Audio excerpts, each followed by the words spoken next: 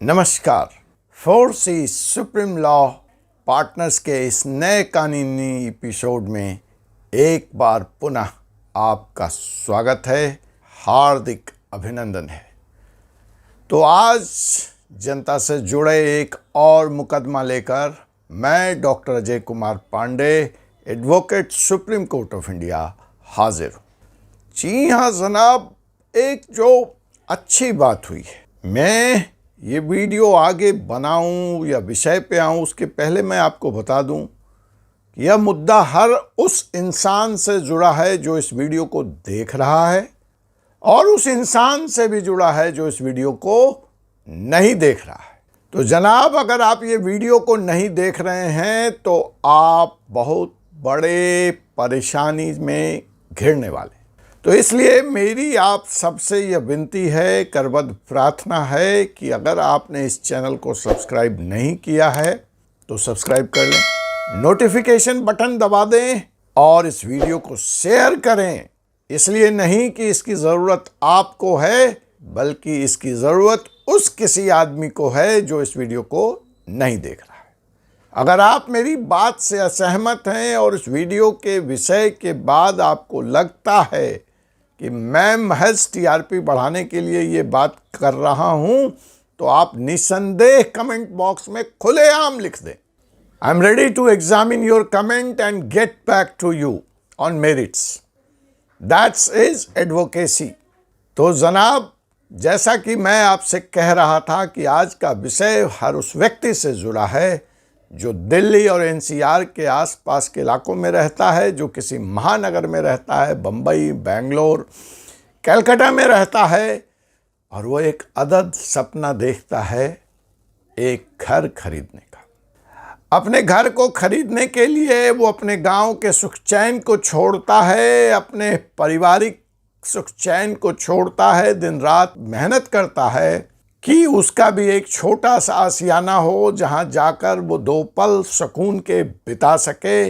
Bank से loan लेता है, ईएमआई की मार झेलता है, किराया देता है। ये सब संघर्ष सिर्फ इसलिए कि उसका अपना भी एक फ्लैट हो जाए। अब बोलिए, आपका ये सपना है कि नहीं? ये विषय आपसे जुड़ा है कि नहीं? आपके जानने वाले से जुड़ा है कि नहीं? तो जी हाँ जनाब, इसी विषय पर मैं बात करना चाह रहा हूँ। नोएडा की जो स्काई लिमिट है, नोएडा की जो इस वक्त मैं दिल्ली, यमुना अथॉरिटी और ग्रेटर नोएडा की बात कर रहा हूँ, बट ये लागू गुड़गांव, फरीदाबाद तमाम जगहों पे होता है। मुंबई, बेंगलोर, कलकत्ता, जहाँ भी बिल्डर फ्लैट बनाते हैं उसी से जुड़ा मुद्दा है। बाढ़ आ गई है इंसॉल्वेंसी एनसीएलटी अदालत में मुकदमों की बिल्डर और होम बायर्स के बीच में। खैर, आज वो विषय नहीं है, आप कहेंगे तो बनाऊंगा एनसीएलटी में आपके क्या राइट्स हैं एज ए होम बायर्स। लेकिन आज का जो विषय है कि इन बिल्डरों की जालसाजी से, ठगी से ऐसा क्या है, कितना सावधान रहने की ज़रूरत है। तो एक तरफ आप नोएडा की तरफ निकल जाएं तो बड़े बड़े विशाल अट्टालिकाएं खड़ी हैं, फ्लैट्स बन के तैयार खड़े हैं, और जब आप उस सड़क मार्ग से गुजरेंगे तो रात के अंधेरे में वो बड़े आकर्षक लगते हैं। लाइटों की पूरी सुसज्जा है और कुछ इक्के दुक्के मकान में रहते हुए भी लोग आपको मिल जाएंगे। अब आप कहेंगे इसमें ट्रैप क्या है? हमने पैसा दिया, फ्लैट बन गया, फ्लैट आप कह रहे हैं आकर्षक है, लोग उसमें रह भी रहे हैं, तो ट्रैप कहाँ है? जी हाँ, बने रहिए इस वीडियो में, ट्रैप की चर्चा सबसे अंत में करूंगा। लेकिन फिलहाल जो चेतावनी है, चेतावनी मैं नहीं दे रहा, नोएडा अथॉरिटी ने चेतावनी दी है। नोएडा में जो बन के फ्लैट खड़े हैं, दो तरह की समस्या इस वक्त एनसीआर में देखने को आ रही है, विशेष करके नोएडा, यमुना अथॉरिटी और ग्रेटर नोएडा अथॉरिटी में नए बिल्डर्स, नए फ्लैट्स लॉन्च हो नहीं पा रहे हैं, और कानूनी रूप से बिल्डिंग्स तो बहुत बन के खड़े हैं, लेकिन ऐसे बिल्डिंग्स, ऐसे टावर्स, ऐसे प्रोजेक्ट और ऐसा फ्लैट जो कानूनी है, 100% कानूनी है, वो नोएडा की बाजार से गायब हो चुके हैं। जी हाँ, तो अगर आप सपना देख रहे हैं और किसी लुभावने में पड़ने वाले हैं तो सावधान, सावधान सावधान, मैं फिर बता रहा हूं, फ्लैट बन के खड़े हैं, देखने में आकर्षक हैं, बिकने को तैयार हैं, बिल्डर देने को तैयार है, चाबी भी मिल जाएगी आपको, आप रहना भी शुरू कर सकते हैं, आपकी ईएमआई बच जाएगी, आपका किराया बच जाएगा। फिर आप समस्या क्या है? समस्या ये है कि मेरी नज़र में नहीं, नोएडा अथॉरिटी की नज़र में, यमुना अथॉरिटी की नज़र में और ग्रेटर नोएडा अथॉरिटी के नज़र में और कानून की नज़र में, चारों की नज़र में ये फ्लैट इल्लीगल है, गैर कानूनी। अब आप कहेंगे ऐसा कैसे हुआ? ज़मीन सरकार की, ज़मीन अथॉरिटी की दी गई लीगल प्रोसेस से बिल्डिंग बना, सैंक्शन मापदंडों से, सेक्शन मैप के हिसाब से, रेरा में रजिस्ट्रेशन है, फ्लैट बन के तैयार खड़ा है, वकील साहब चाबी बिल्डर देने को तैयार है, फिर ये लीगल कैसे? जी हाँ, इस बात को अगर आप जानना चाहते हैं तो नोएडा अथॉरिटी, यमुना अथॉरिटी और ग्रेटर नोएडा अथॉरिटी की वेबसाइट पे जाइए। पूरी लिस्ट है, पूरी लंबी फहरिस्त है 140 बिल्डर्स की, प्रमोटर्स की नोएडा में जो इल्लीगल हैं। अब वो इल्लीगल क्यों है, इसकी बात की चर्चा मैं बाद में करूंगा। फिलहाल आपके मतलब की बात कर रहा हूं कि आपको कैसे इस ट्रैप से, इस जालसाजी से, इस गोरख धंधे से बचना है।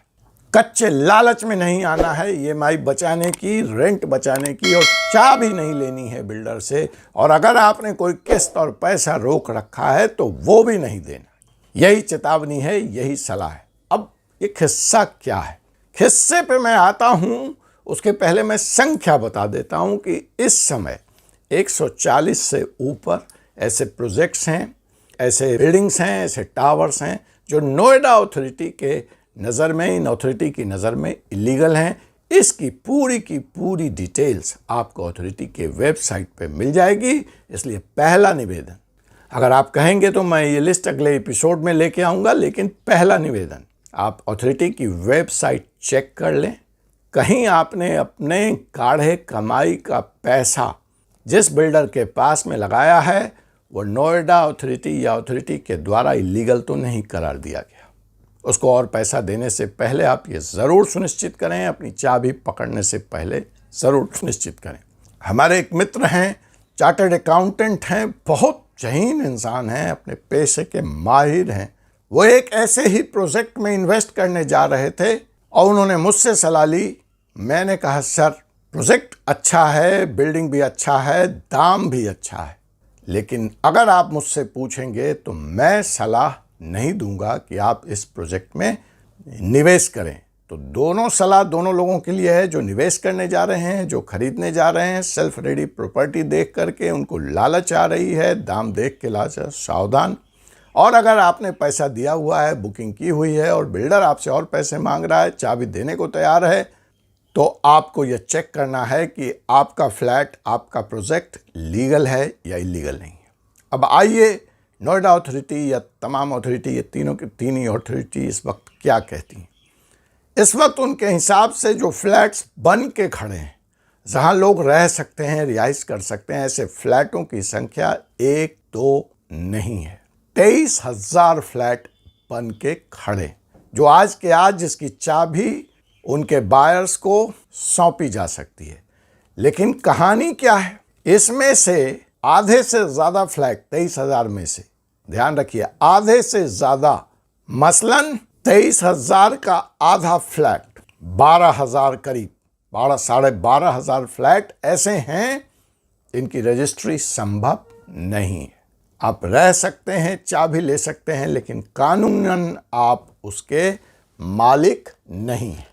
अब आप कहेंगे कि ये जो 11,500 या 12,000 फ्लैट हैं जो नोएडा अथॉरिटी के हिसाब से, जो 23,000 कुल फ्लैट बन के तैयार खड़े हैं, उसमें से जो ये 12,000 फ्लैट हैं जिनकी रजिस्ट्री संभव नहीं है, आप इसके कानूनन मालिक नहीं हैं, ये रिहाइश के काबिल नहीं है, हाईली रिस्की है, जान माल का खतरा है, सुरक्षा का खतरा है, इसलिए नोएडा अथॉरिटी या अथॉरिटी के हिसाब से या कानून के हिसाब से यहाँ रहना उचित नहीं है। आप बिल्डर दबाव ज़रूर बना रहा होगा। इसको वो लोग कहते हैं सॉफ्ट पोजीशन। सॉफ्ट पोजीशन के नाम पे आपको चाबी थमा दी जाएगी और आप इस लालच में आ जाएंगे कि मैं तो ईएमआई दे रहा हूँ, मेरा तो किराया बचेगा, और मैं यहाँ शिफ्ट हो जाता हूँ। तो ये गलत होगा, क्योंकि इन फ्लैटों की रजिस्ट्री संभव नहीं है अकॉर्डिंग टू अथॉरिटी। क्यों नहीं है? अब इस प्रक्रिया को आप समझिए कि बिल्डर को जब आपका फ्लैट रजिस्ट्री करना होता है, खास करके इन 3 अथॉरिटी में, जहां प्रॉपर्टी की मालिक स्टिल अथॉरिटी है, यहाँ पे फ्री होल्ड प्रॉपर्टी नहीं है, लीज होल्ड प्रॉपर्टी है। तो पूरी प्रक्रिया क्या होती है? लीज नोएडा अथॉरिटी के पास है, वो बिल्डर को देता है, वो लेसर हो जाता है जिस पे वो प्रोजेक्ट का निर्माण करता है, और निर्माण करने के दरमियान वो आपको एक फ्लैट बेचता है और आपका कानूनी स्टेटस सब लीजी का है। सो यू बिकम ए सब लीजी, लेसर, लीजी एंड सब लीजी।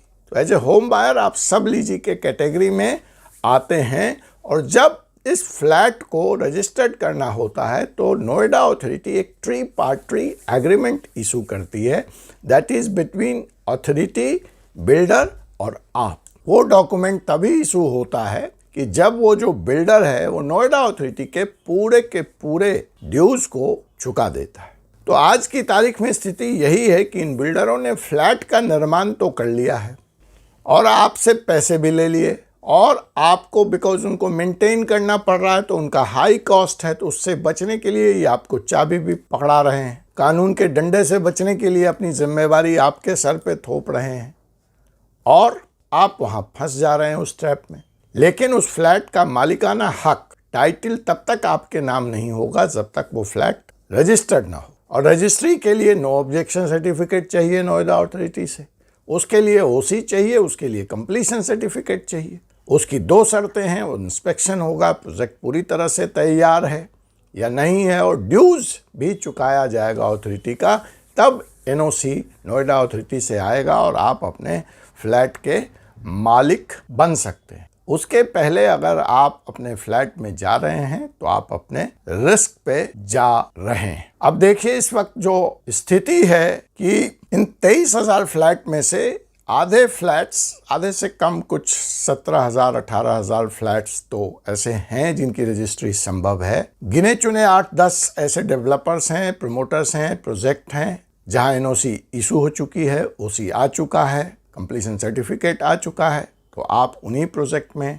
निवेश करें, उसी में रिहाइश करें, और बाकी ऐसे किसी प्रलोभन में, ऐसे ग्रीड में, ऐसे लालच में आप न फंसें। अब जहां तक सवाल इस बात का उठता है कि 40,000 करोड़ रुपए इस वक्त अथॉरिटी को इन बिल्डरों से वसूलना है। अब अगर आपके ऊपर ऐसा कोई दबाव बनाया जा रहा है बिल्डर का, फिट आउट के नाम पे, सॉफ्ट पोजीशन के नाम पे, तो यही वो ट्रैप है जिससे आपको बचना है। वो आपको लालच दे सकता है, वो आपके ऊपर दबाव बना सकता है, वो आपको फ्लैट कैंसिल करने की धमकी दे सकता है, वो आपको पेनल्टी लगाने की धमकी दे सकता है। लेकिन आप उचित कानूनी सलाह लें, अपने एग्रीमेंट को ठीक से पढ़ लें कि उसमें क्या शर्तें लिखी हुई हैं, रेरा का रजिस्ट्रेशन क्या कहता है, और उसके हिसाब से उसके पत्र का जवाब ज़रूर दें, उसकी नोटिस का जवाब ज़रूर दें, उसके ईमेल का जवाब ज़रूर दें, ताकि कल को कोई कानूनी समस्या में आप फंसते भी हैं तो आप कोर्ट को यह साबित कर सकें कि you have been constantly replying to the notices, to the email, to the correspondence of the builder, और गलती आपकी नहीं बिल्डर की है, क्योंकि वह अब तक सारी कानूनी हड़ताएं पूरी नहीं करता है। अगले एपिसोड में मैं लेकर आऊँगा ऐसे डिफ़ॉल्टर्स और ऐसे बिल्डर्स जो इस वक्त आम जनता को, होम बायर्स को धमका रहे हैं, उनके ऊपर दबाव बना रहे हैं। अगले एपिसोड में मैं आपसे यह बात भी करूँगा कि what is difference between OC, occupation certificate, and soft position. अगले एपिसोड में मैं आपसे इस बात पे भी चर्चा करूंगा कि आखिर पोजीशन लेने से पहले, बिल्डर से चाबी लेने से पहले आप क्या क्या सावधानियां बरतें, क्या क्या चीज़ों का ध्यान रखें, और सबसे बड़ा एक कानूनी सलाह, एक केस लॉ के माध्यम से अगले एपिसोड में मैं आपसे वादा करता हूं कि मैं आपसे बात करूंगा कि अगर बिल्डर से आपने चाबी ले ली और घर में रहना शुरू किया तो क्या यह ऑक्यूपेंसी मानी जाएगी, क्या यह हैंडओवर माना जाएगा, और क्या उस दिन से बिल्डर आपसे मेंटेनेंस चार्ज की बात कर सकता है। मेंटेनेंस चार्ज आखिर आपके ऊपर कब से ड्यू होता है, उसकी कानूनी आवश्यकताएं क्या है, और last but not the list AOA resident welfare association, allottees welfare association का निर्माण कब। रेरा एक्ट के हिसाब से जब रेजिडेंट वहां रहने आ जाएं, जब पूरे रेजिडेंट रहने आ जाएं, जब अकेला रेजिडेंट रहने आए, टेक ओवर बिल्डर से कब। इन सब बातों को जानने के लिए आप देखते रहिए कानून का एकमात्र channel 4C supreme law partners. आपसे मुलाकात होगी एक ऐसे ही एपिसोड में, जनता से जुड़े एक ऐसे ही मुकदमे को लेकर। तब तक के लिए मुझे विदा दीजिए। धन्यवाद। जय हिंद, जय भारत, सत्यमेव जयते।